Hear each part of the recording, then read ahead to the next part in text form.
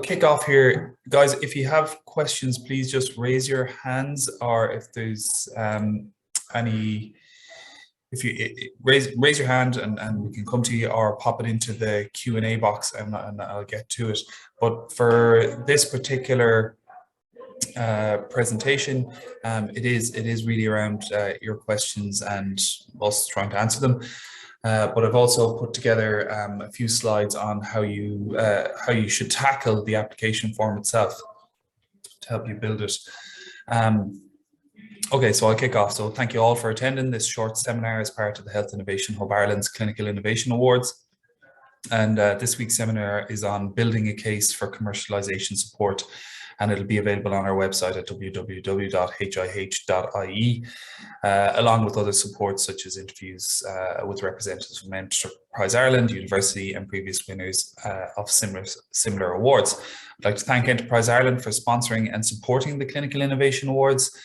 Again, I'll reiterate that Health Innovation Hub Ireland and Enterprise Ireland recognise the value and insight of healthcare staff and their ability to see the solutions to problems or challenges in healthcare. And the Clinical Innovation Award is a programme to support those in healthcare who have an idea for a solution to address a major need in healthcare. Now, there is a stipulation in this that any of these applications have to be in partnership with the university and Institute of Technology or Technical University through the technology transfer offices in those buildings. If you're unfamiliar with them, please see the last presentation, or if you have questions, you can ask me about it. But we do provide a matchmaking service to connect clinical personnel or those working in healthcare with the universities and the tech transfer offices, and the IoTs, etc., and vice versa. If you're somebody working in academia and you'd like to connect with a clinical person in this area, we will try and facilitate that too. Okay. Emer, I'll ask you to let me know if there's any questions coming in. We can address them as we go. Okay, so building a case for commercialization support is what I'll cover today, and your Q&As. And I'd like to refer you to the questions application form itself and the instructions on it, because that's probably the best starting point, and that's available on the website just to download it. And we've also put together a how-to guide to help you develop a business case, sorry, not a business case, a case for commercialization support. Okay, so there's three key elements of bringing a solution to market, and they are to ensure that there's an unmet clinical need, a robust solution or solution direction, and that there is a market, that people are willing to pay for it, or that they're already paying to address the problem. And the first step before applying for support is to define and validate that unmet need to you intend to address.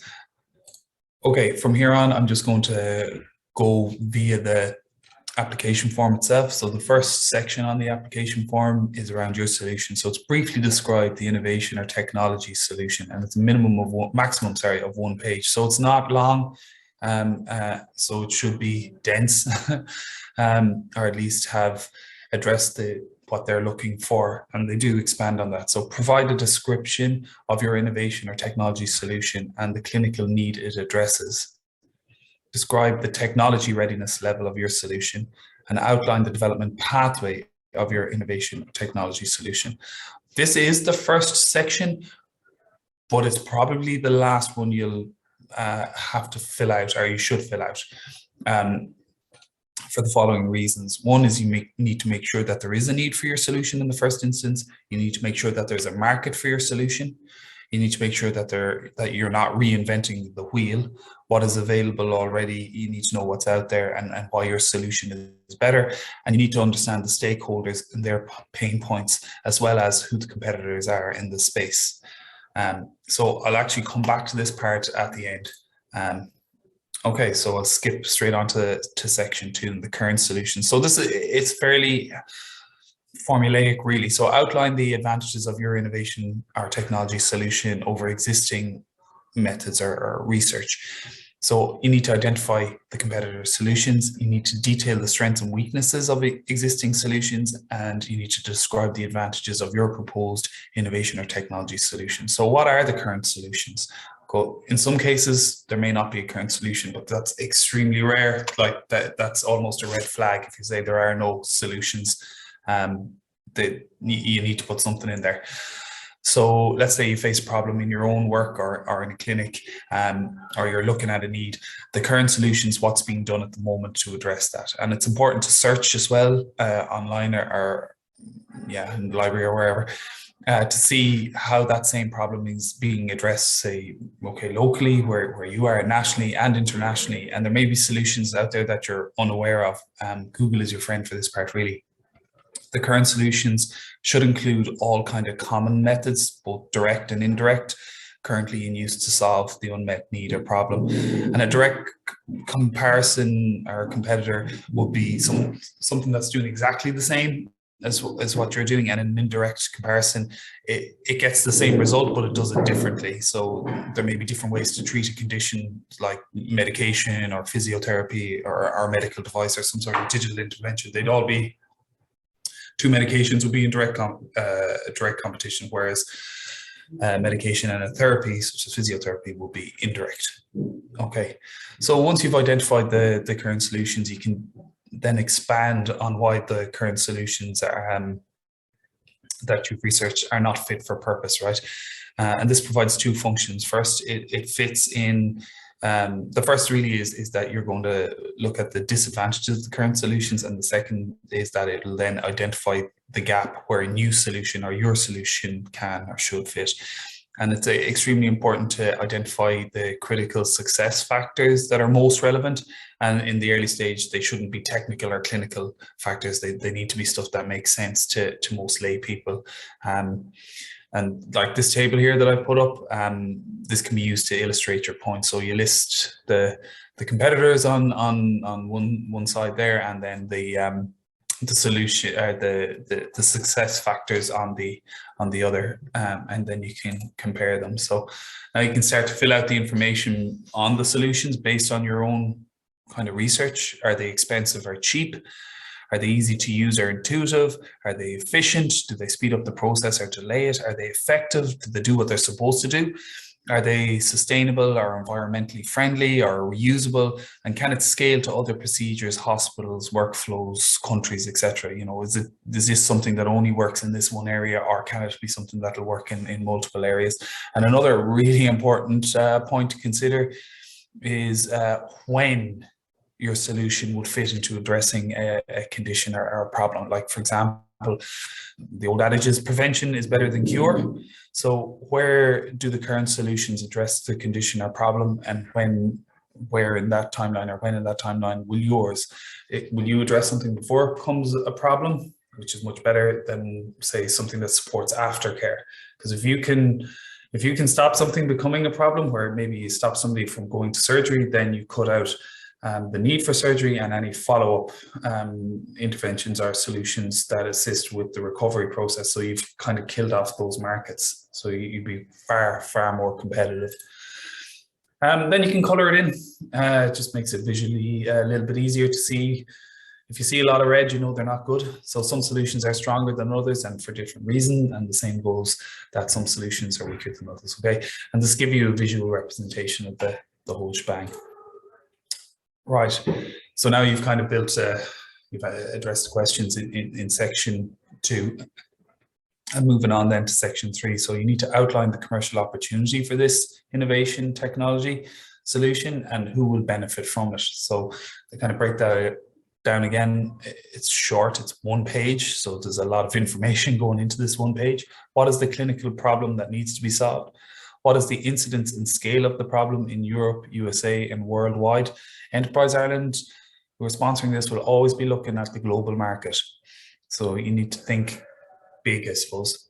Who are the customers and end users of the proposed innovation, technology, or solution? So customers are different to the end users, and we'll get to that in a second, most of the time anyway. Outline the novelty of your innovation based on patent and literature searches. Don't panic, I'll talk about that very quickly in a minute.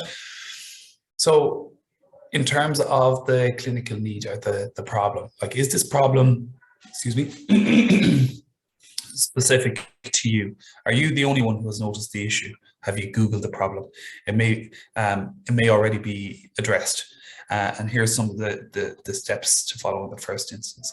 What is the clinical impact of the problem? Okay, so you can Google this and look at the data from sites like the WHO, the CDC in the US, the HSE here, or the NHS in the UK, and other general and specific reputable websites in the area of interest. They can tell you how many people suffer from diabetes worldwide or in a country. And you can look at academic publications as well, particularly in the abstracts and the introduction sections to get information. You may not have to deep dive into the whole thing. Just to get the size of the problem from a clinical perspective. And there are many different journals relevant to each disease type and in different geographical locations. So how many people or patients are affected by it locally? You might be able to figure that out quite quickly if you were working in healthcare, nationally or at a global level. Is it one person per 100,000, or is it of the population, or is it 1 per 1,000 of the population that are affected by it? 1 per 100,000 is an okay market size. 1 per 1,000 is a huge market size. What do your colleagues think of the problem? You don't have to tell them the solution, you just need to talk to people about the problem. And if you're not in healthcare, then it's about talking to healthcare professionals about the problem to get their opinion on it.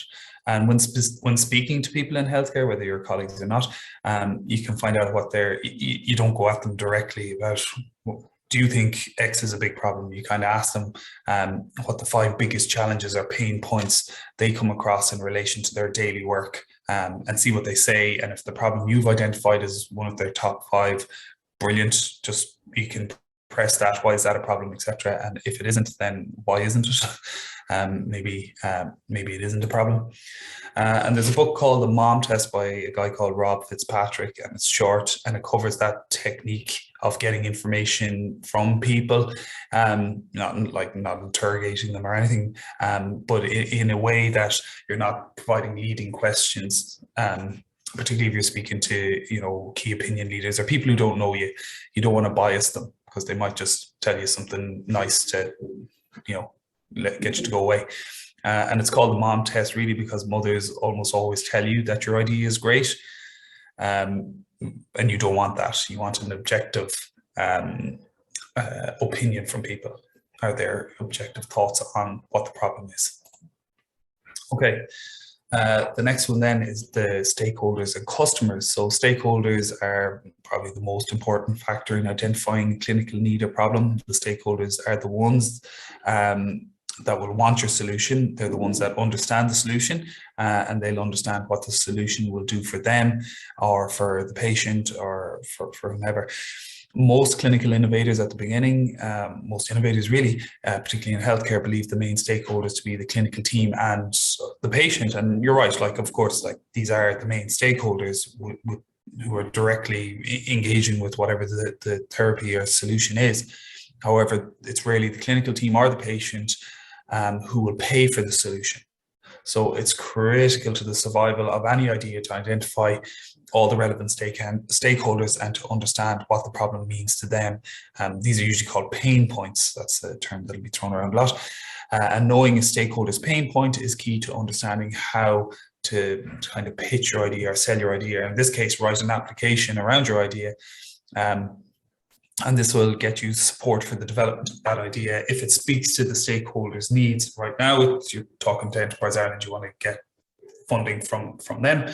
And that is, it makes sense to them in the way that they look at the world, and they will be looking at it from a commercial perspective as well. So they want to know who the payers are. So it's really important to identify who pay for the solutions, and what their pain points are, and how your solution will address those pain points. Novelty then, so this is the bit on patents and that. So very quickly, novelty means how your solution is unique compared to other solutions, and this requires that you do a Google patent search at a minimum.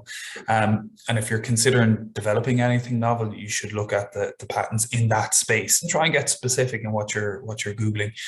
This may seem daunting, but it is fairly straightforward at the initial phase. They don't expect you to have completed a full IP screen or freedom to operate or whatever it is. They just want you to know that you're not straight away reinventing the wheel.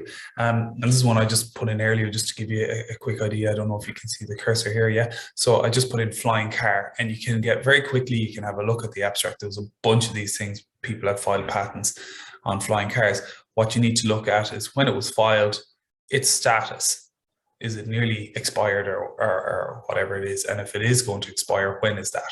Because they only have a shelf life of 20 years if they are approved.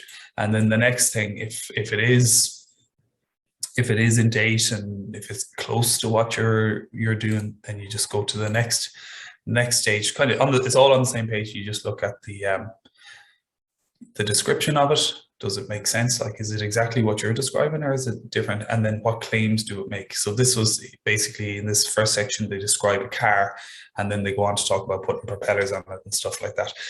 So, you know, are you going to be significantly different in your thing? I picked something quite generic here, so that I'm not biasing you in terms of talking about a medical device, but I hope you get the idea. Okay, you'll also need to see what new technologies are out there, and you can do this a bit of Googling as well. So just look at the academic research, like what research is being conducted in universities or the institutes of technologies or the technical universities kind of around you, or, you know, globally. Like, you can find out who's leading in a particular area that you're interested in if you're developing technology or a medical device or something. You can see if any of the universities are working in that space. There's also a bunch of Science Foundation Ireland research centres, Enterprise Ireland technology gateways, all that sort of stuff. They have profiles of people up there and their expertise, so you can see what they're doing and if they're directly in that space. It's also a good place to go to find or look for partners for developing solutions. So you can also look to see where the money is going. So where the current investments happening. So you can look at kind of, I suppose, particular journals in the areas that are relevant to you, like say maybe the Financial Times or medtech. Honestly, the best thing to do is to Google what it is you're interested in and type the word investments after it, and you'll see if there's money moving into it. So you can see what the current investments are and the players in the field. And then again, conferences, there can be conferences happening. Now, you don't have to go too deep into it, but you need to do some of it to get an idea for your application. Again, the application is so short that you like one line on all of these is probably get you the entire application completed, but just you need it to contain the relevant information. Okay, so the cost of the problem is really how much money is spent every year on addressing or tackling the problem. And now for this level, again, it's a Google search. So something like, for example, here it's 5.9 billion was spent in 2019 on the global coronary stent market. That was Google, that was up there as a market report. Diabetes monitoring, treatment and drug delivery market in the US is whatever it is, 15.7 million, and in the EU it's 15.7 billion, and in the EU it's 9 billion. And the global market for hemodialysis is 71 billion. Now, all of those can be further divided into their segments for each market. So it's not the entire, maybe you're looking at something for diabetes, maybe it's a new monitor. So it's not the entire monitoring, treatment and drug delivery market you should be looking at. That's the total addressable market. You move into what segment of that is dedicated to monitoring, and it might be 20%. So then you know how much is spent in that space, and then that can be broken down geographically. So of that 20%, 5% is the US, and 5% is Europe, and 10% is the rest of the world. Okay, if it's something where you can't find these numbers, you can do the reverse.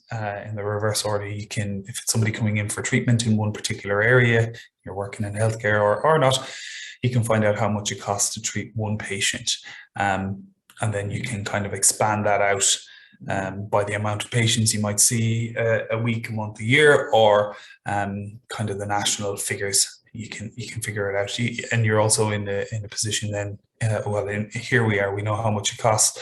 The salaries of each person who might work on seeing a patient, and also the costs of if somebody's staying in hospital, how much bed days it will, the cost of a bed day, etc. So you can calculate really how much it is going to cost and build it up that way. So you can come at it from two sides. Okay, back to section 1 then. You've done a lot of groundwork there to give Enterprise Ireland what they're looking for in terms of the problem, the size of the markets, all that sort of stuff. So instead of come back to your solution now, you've looked at all the things why your solution would be, why it needs a solution. So what is your solution? So they want you to briefly describe your innovation technology solution. Again, maximum of 1 page, but it must also include a description of your innovation technology solution and the clinical need it addresses. And you need to describe the technology readiness level, and you need to outline the development pathway for your innovation technology solution, right? So once you've completed all that work from earlier, you're in a much better position to describe your solution in the context of the application. So the technical side of your product should make sense, as in like it's grounded in reality now. You know what's out there, so yours is going to be similar or better than what's there, but also it is technology that exists to some extent. You're not creating something science fiction-y or that there is some precursor to it, or it could be using technology from a different area and bringing it into healthcare. This award is really a precursor for a much larger fund to help you develop that technology. So when you get there, you have you kind of have the technology direction, or at least some idea of what it will be, and then you get the further funding then to build it out. Okay, the technology readiness level, and it's to do with the amount of technical work that the product has gone through, and there's a scale. It's 1 to 9, with 1 being an idea, and you may have some work completed on a prototype, and you may not. That's fine. And there's a link to the technology readiness levels in the how-to guide, I think on the application form as well, actually. And this competition is open to all levels of readiness, like including the idea, your level 1 and your level 2. So don't let it put you off, but try and understand where yours fit. You can't say I have a working prototype if you haven't gone through the steps. I think a prototype might be a TRL 5 or 6, so you need to make sure you have the other work completed first. And then I've shown this earlier, but now I've put in your solution here, and in context. Well, with sitting there with all the other ones, it looks far better. So what you have effectively done now is you're showing in this table how the advantages of your solution over the competitors. And you wouldn't have been able to do that without doing the competitor analysis. You've also kind of identified the gap where your solution would fit, and that it would be compelling to the users, and it would be very competitive in the space. It doesn't have to all be green across the board, but 4 greens are better. It has to be. It has to make sense. Okay, this will be available on our website anyway. We're finished. Okay, so the development pathway, and I think I'm nearly finished then. This requires a little bit of consideration from your perspective, as you'll need to understand what it will require to bring your solution forward. So intellectual property is one. The technology transfer offices can help you with that. You also need to do that kind of early stage patent search to make sure that you're not going to be infringing on patents, just so that you have an idea you're not reinventing the wheel. But your intellectual property is what you will create, and there are ways and means to protect that. But you need to understand that your development pathway will include a way of protecting your ideas. That's your intellectual property strategy. The next one then will be regulatory considerations. If you are developing something for healthcare, it may very well be a medical device. It would probably have to be certified or authorized for use in the market. And if so, what kind of medical device is it? Have a look at similar ones that are out there and see what classification they have. There's 3 classifications, 1, 2, and 3, with 1 being kind of the lowest entry, things like plasters and that sort of stuff. 3 being, you know, a drug-eluting heart stent or something fairly invasive. So you can see in around where yours would fit, and all 3 of those would have different, well, they build on each other, the amount of work you have to do, where class 1s can be fairly straightforward, to be honest, whereas class 3 would require clinical trials, etc.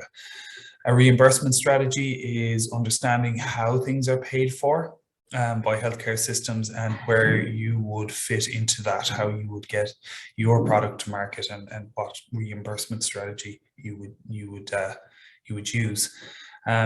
So it's understanding that you require, you know, a strategy around this. The development then is another thing. So it will require some technical development and some clinical probably development as well. So how do you get it from an idea to a prototype, to testing that prototype? And some tests that you will do will be specific to meet the regulatory requirements as well. So it kind of, you know, you wouldn't do it independently. You'd want to do it with the bigger picture in mind. You need to have a team as well. You need to build a team going forward. You may be an engineer, or you may be a healthcare professional. You probably need both on your team, or you might need a scientist, etc. You will absolutely and should have some network of advisors around you as well. They're not part of the company, but they're the team, but they're people who've gone through this before and who are willing to give you some advice. And you'll also need an idea around a business strategy. And there's on the how-to guide, there's a link there to the business model canvas, which should help you kind of flesh out to see, you know, early doors what the business should or could look like going forward. And if you want any help on any of that, just give us a shout or get in touch. Okay. So the last part really is what will you use the funding for? And I think the application form itself kind of gives you hints on in terms of what it should be. Actually, it straight up says the award will enable the applicant to engage relevant external experts or consultants to scope out the commercial case of the proposed innovation or technology solution. Okay, the award can also fund a small demonstration model or early prototype up to the maximum value of 5,000. So you want to get a consultant on board to do the market analysis, but what do they do in that? And you also have some funding there to do some prototyping or early development. So the market analysis is to identify the commercial opportunity for the innovation or technology solution. Universities will know these people who do this work, and as the funds go into the university, that's where it's housed as a budget, then you would engage with these people that are on their suppliers list to scope out the work. You would engage with potential customers, end users, or this market person would, and industries and other relevant stakeholders to really flesh it out and make sure, you know, you're pointing in the right direction, that the need is there. This will go international as well.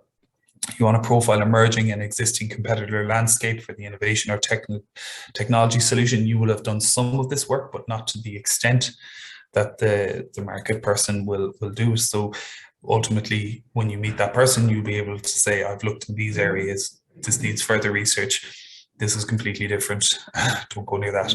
And you want to look at the patent landscape and again, the IP strategy. So as I said, you need to have an idea what that might be, but only an idea, and then this will really draw that out. You don't have to, you don't have to do this. You're only informing, you're directing where this person needs to look, and the report that'll come back will really shed light on all these real tangible areas, and then the best way forward for them. And you need to understand the regulatory issues or other barriers or hurdles to commercialization. And we covered a little bit about the regulatory stuff there a few minutes ago. Okay, so yeah, if you can link in with an academic institution, it will be very important, or vice versa, to help move an idea forward. Of course, the lead applicant has to be a clinical person for the applicant. And then I was going to go through a couple of examples, but I'm just looking at the clock here, so I think I will just open it up to questions now. And we will have past winners coming on in the next few weeks to speak about their experiences, their journeys. So they'll be able to go through the actual experience and give real tangible examples. That's Helen and Emily. So there are contact details for this, for contacting with us, whether you're based in Galway or in whichever is your closest hub, I guess, Galway, Dublin or Cork, or just visit the website www.hih.ie.